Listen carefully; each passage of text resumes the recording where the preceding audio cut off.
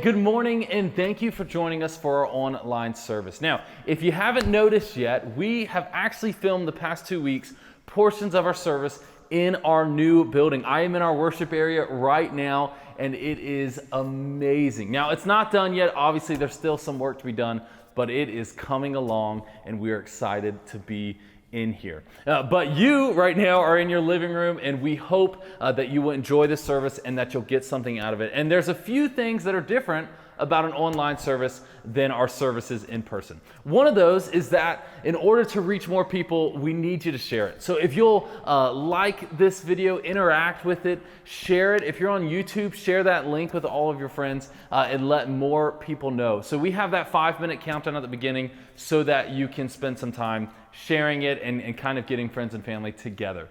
The second thing is that we can't take communion as a family together, but we can take it in separate households. So the beginning of this service during the music, if you want to get some stuff ready for communion, we suggest maybe crackers or chips and some juice or water or really anything to make the emblems for the communion. And then at the end of our service, after the sermon, we will walk you through a time of communion. And the very last thing is that we cannot make announcements or pass our popcorn buckets for giving. And so we have one thing, it's called catalystchurch.info. We call it our hub. If you visit that, there's one tab for giving where you can give online, and then there's another tab called COVID-19, and those are all of our resources that we're putting out during the week, mostly on Facebook. There's some kids classes, student hangouts, and all of that. So without further ado, here is our service this morning. We hope you enjoy it, and we hope that you and your family can worship during this time.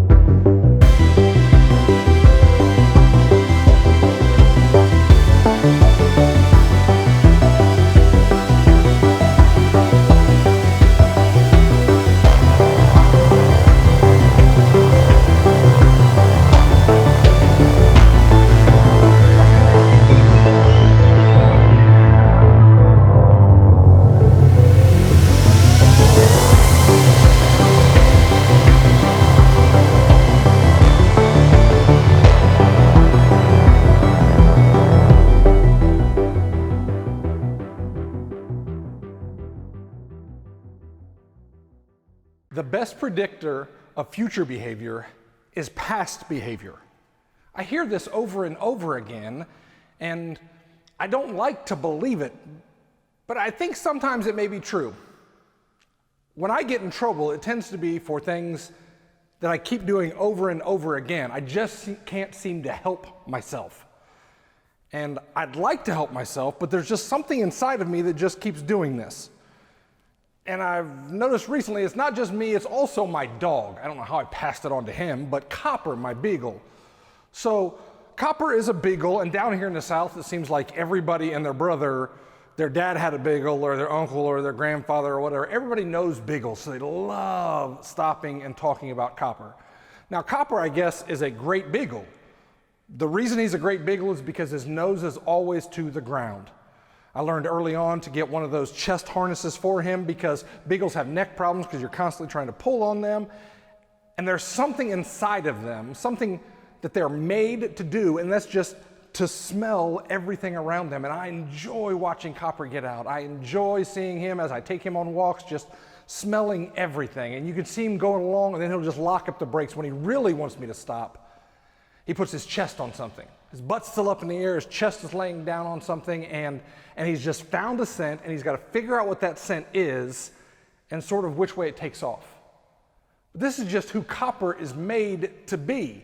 And I love to be able to take him out on my runs and walks so that he can be who God made Copper, my dog, to be. But sometimes this gets Copper in trouble. So a couple years ago, we were up in Virginia at a friend's house. He's on like 600 or 800 acres, and I take my dog up with me, and I'm riding a four-wheeler, and he's running behind me, and he gets to actually run. Like, we can't keep up with dogs these days, but he was sprinting, and just if you could have seen the smile, it would have been there. And he just keeps coming, and I'll get ahead of him, and I stop, and I let him catch up, and then we go again, and we're doing this for probably a half hour, 45 minutes, and I'm like, I want to always do this with Copper. This is going to be fantastic. And then he found a scent and was gone. And for the next hour or two, we couldn't find Copper. We're searching all over the 600 or 800 acres thinking, I've lost my dog. My daughters are going to be crying themselves to sleep at night because I lost my dog. And then we find Copper. And Copper has run the pads off of his feet because he's not used to running like this for an hour or two. He has all of these little deer ticks all over him. Obviously, he found wherever the deer were sleeping, and he went and he was sniffing around in there. This is what Copper is meant to do, what God created him to do.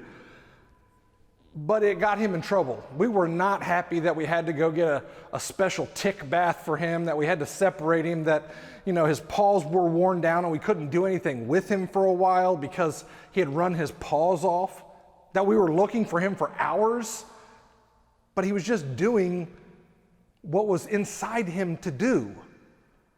Now we fast forward a couple years and we take Copper out on walks, but we know not to let him out if he's not on a leash because he's going to find a scent and he's going to go.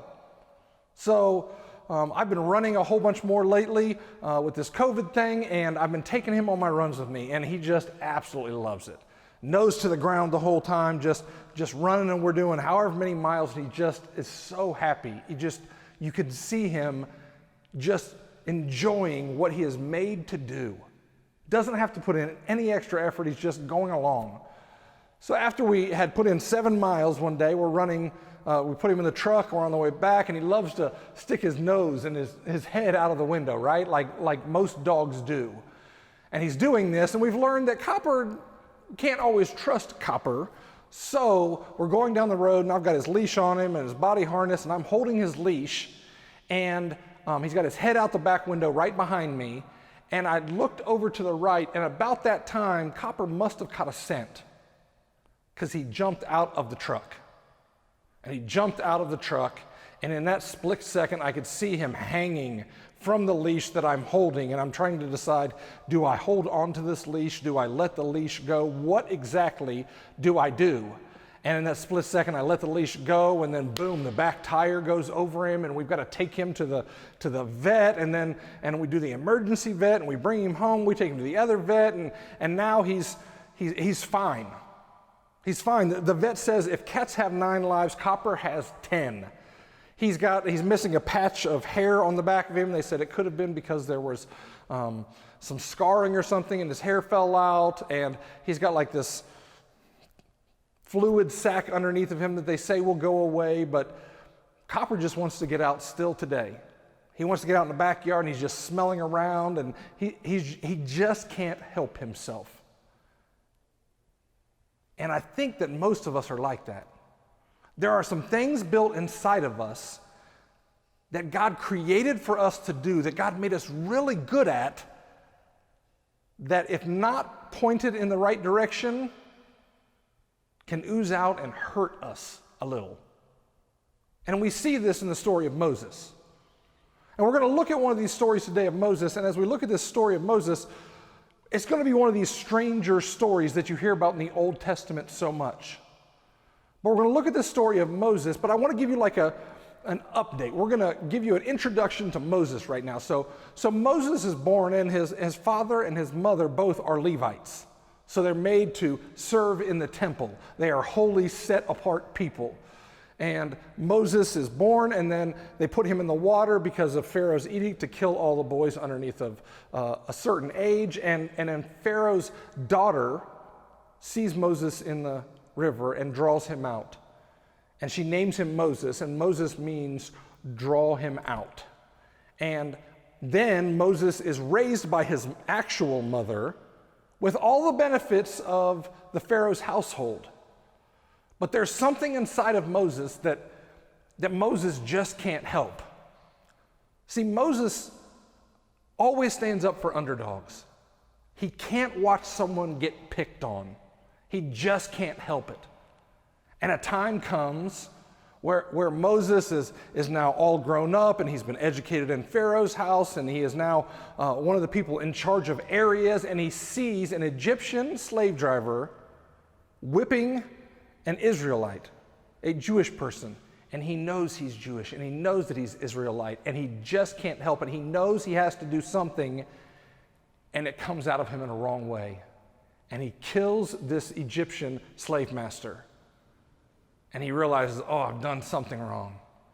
So then Moses runs away, and he realizes like he's done this wrong, but he just couldn't help himself. And then he gets to Midian. And as he gets there, there's this woman Zipporah who comes up, and she's at the well, and there are these other shepherds and other men around, and they're sort of bullying Zipporah and her sister. And Moses just can't help it. And he sticks up for Zipporah, and he chases off the other shepherds and the other merchants, and he gets them the water that they need. And Zipporah goes home and she tells her father Jethro about this man who stuck up for her at the well. Now, Moses didn't think he did anything special. He actually got in trouble with some of the other men in the area. He just couldn't help himself. It's got to come out of him. He's got to stand up for the underdogs.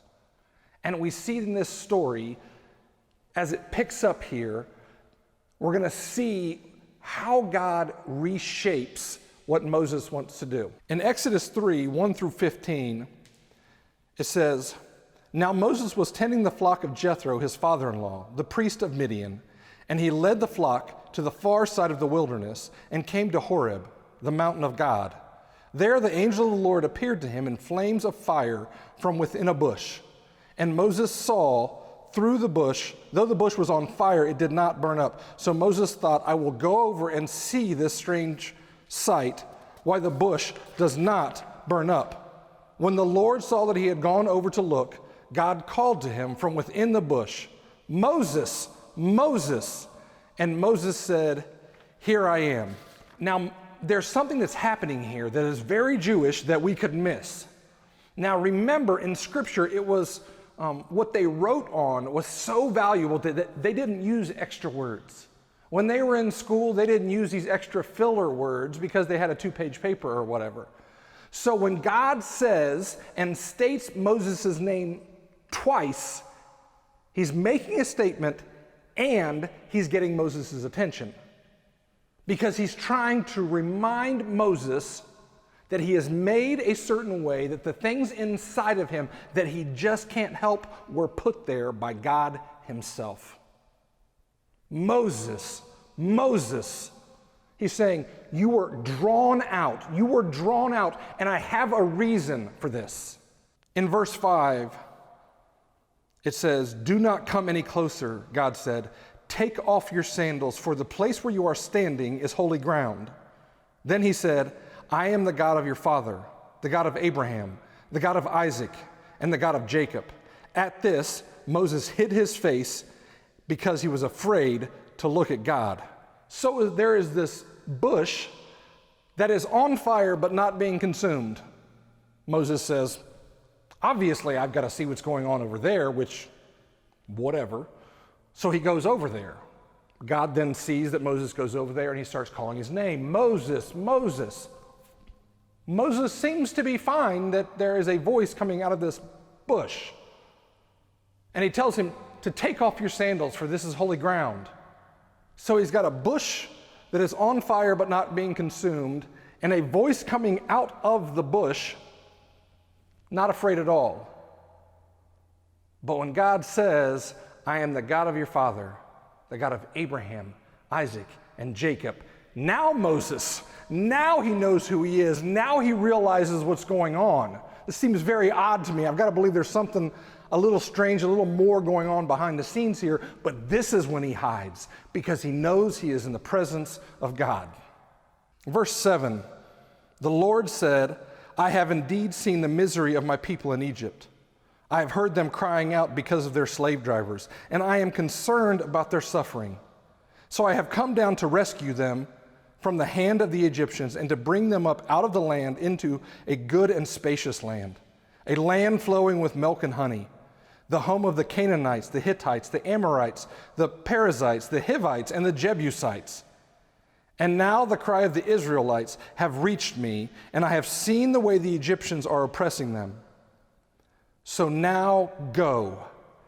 I am sending you to Pharaoh to bring my people, the Israelites, out of Egypt. But Moses said to God, who am I that I should go to Pharaoh and bring the Israelites out of Egypt? I love what God does here.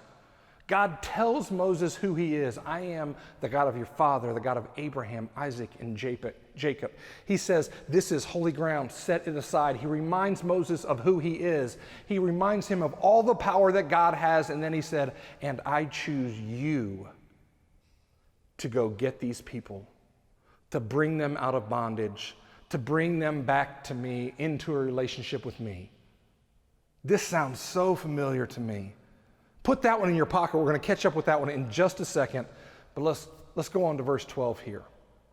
And God said, I will be with you, and this will be the sign to you that this is what I have sent you. When you have brought the people out of Egypt, you will worship God on this mountain. Moses said to God, suppose I go to the Israelites, and they say to them, the God of your fathers has sent me to you. And they ask me, what is his name then? Then what shall I tell them? And God said to Moses, I am who I am. This is what you are to say to the Israelites, I am has sent me to you. God also said to Moses, say to the Israelites, the God of your fathers, the God of Abraham, the God of Isaac, and the God of Jacob has sent me to you. I love that God is sending Moses. God is all powerful, and I choose you to go get my people. I choose to partner with you. Moses finds all these problems, but who am I supposed to tell them is sending me? Because names are so important in this culture. And God gives him his name, his intimate name, his personal name, I am. Jesus takes this and gets in trouble with it later on in the New Testament. But when Moses hears that, he knows that he's got the right partner. He knows that he's going to go do what he has always been created to do, to go help the underdogs, to help the oppressed, to stand up for people when they can't stand up for themselves. You see, God has just given Moses his purpose. Now, it took 40 years in Egypt, and it took 40 years in the desert. But God revealed to Moses his purpose, the way to use the tools that are inside of him that just kept creeping out, that Moses just couldn't help but to use over and over again, and they continued to get him into trouble. But then God puts him in the right direction. He shows him his way. He gives him his purpose. And now all those things that used to get Moses in trouble are going to help rescue a nation. And there are a few scriptures that come to mind that when we look at them together, I've got to believe that God almost knows what he's doing. In Psalm 139, verses 13 and 14, it says, for you created my inmost being. You knit me together in my mother's womb. I praise you because I am fearfully and wonderfully made. Your works are wonderful. I know that full well. Proverbs 19:21. Many are the plans in a person's heart, but it is the Lord's purpose that prevails. So God knit us together, Moses together, you together, me together. In our mother's womb, he made us with everything that we are, with all of the talents and abilities and giftings that we have. And he also created us for a purpose. And I've got to believe that God is smart enough to figure out that those two things are best when they are put together. Now, so often we don't know what our purpose is these days. And if you're much like me, you keep getting yourself in trouble in the same ways, in the same places, using the same things that are coming from inside of you that you just can't help but to do. And when we align those, when we listen, when we draw near to God and spend time with him, He will reveal our purpose to us. And when he does, when those things come out, when they ooze out, when we just can't help ourselves anymore, God has partnered with us, and it is exactly what he created us to do. We are exactly who God wants us to be. Now, there are general purposes in Scripture, and I believe I see a tie here between the story of Moses and this general call for everyone who is a follower of Jesus. Because we see in Matthew chapter 28, in verse 18, Jesus says, "All authority on heaven and on earth has been given to me, and I choose you to go make disciples of all nations, baptizing them in the name of the Father and of the Son and of the Holy Spirit, teaching them to obey everything that I have taught you, and surely I will be with you always to the very end of the age." It sounds to me so much like there's this parallel between what Jesus is trying to do with you and me and what God was trying to do with Moses. God said, "I am the Father. I am the God of Abraham, Isaac, and Jacob. And when they ask my name, tell them that I am, and I am sending you.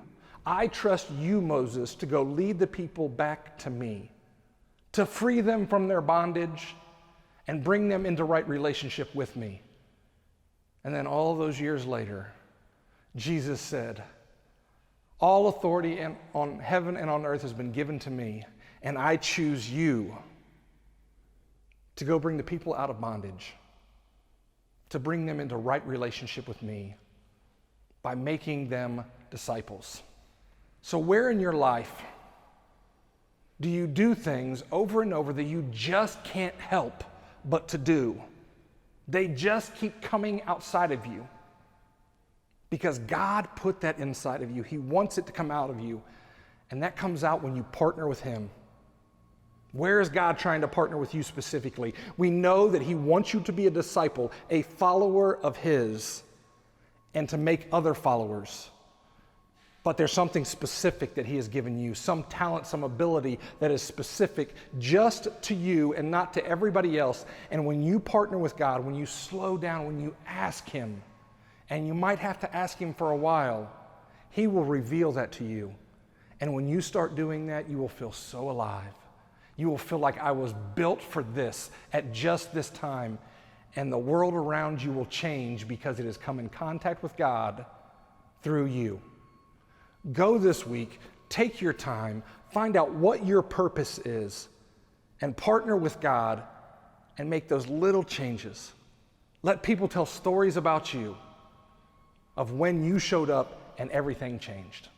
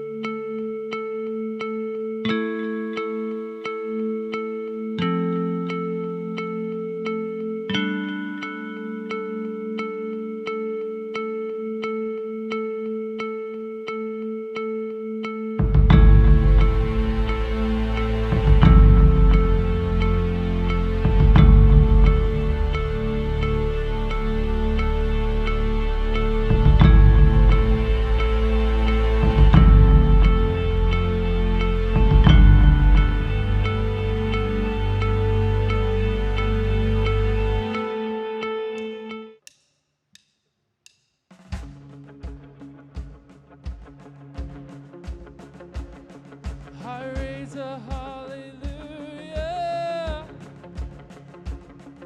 in the presence of my enemy. I raise a hallelujah louder than the unbelief. I raise a hallelujah. My weapon is a melody. I raise a hallelujah.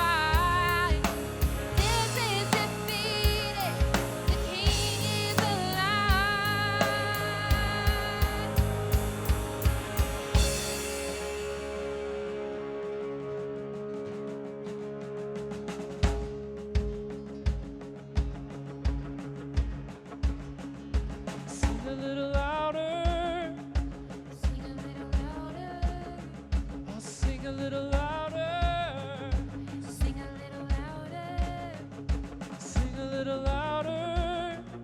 Sing a little louder. Sing a little louder. Sing a little louder. Oh, sing a little louder.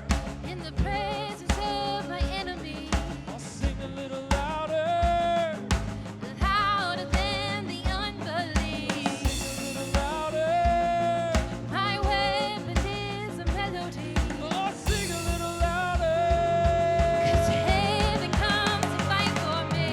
Sing a little louder. I'm gonna sing in the middle of the storm. Louder and louder, you're gonna hear my praises roar. Up from the ashes, hope will arise. Death is defeated, the King is alive. I raise a hallelujah. I raise a hallelujah. I raise a hallelujah. I raise a hallelujah.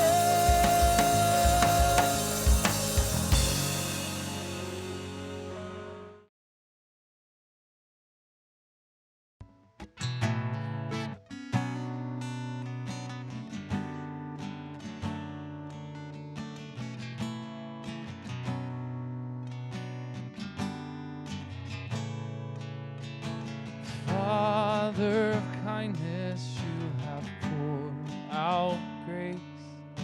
You brought me out of darkness, you have filled me with peace. Giver of mercy, you're my help in time of need. Lord, I can't help but sing. Faithful you are,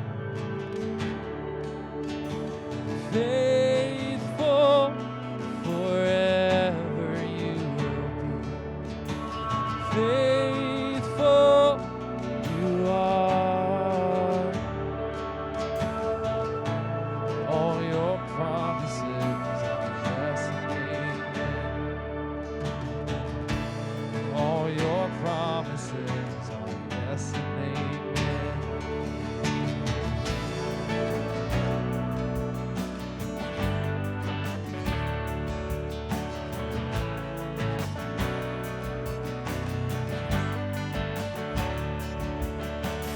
Beautiful Savior, you have brought me near. You pulled me from the ashes, you have broken every curse. Blessed Redeemer, you have set this captive free. Lord, I can't help but sing. Faithful you are, faithful forever you will be. Faithful you are,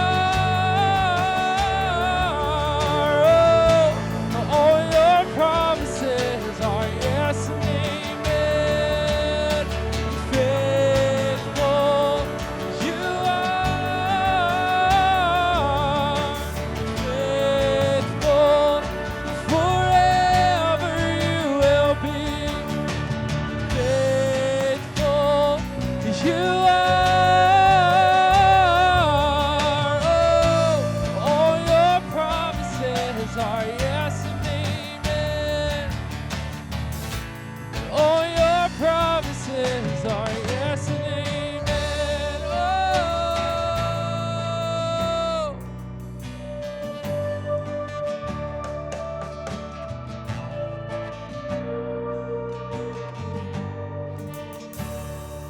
I will rest in the promises.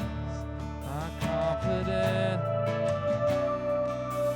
in your faithfulness. I will